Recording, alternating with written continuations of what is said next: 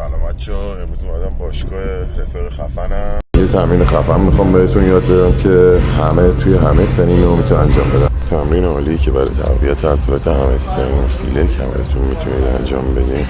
همچنین برای تمرین 180 درجه بهتون کمک میکنه حرکت پای که استرادل هولد هستش که اینو میتونید توی تایم های 30 ثانیه‌ای و 1 دقیقه انجام بدین و به صورت ثابت هولد کنید، طوری که فقط مشتتون میتونه رو به عقب و جلو حرکت بکنه که برای هندستان پرستون هم خیلی کمک میکنه. این مورد میتونید تا پنجه‌تون و انگشتای پاتون بلند کنید و دوباره برگردید که باعث میشه فشار این حرکت بیشتر بشه.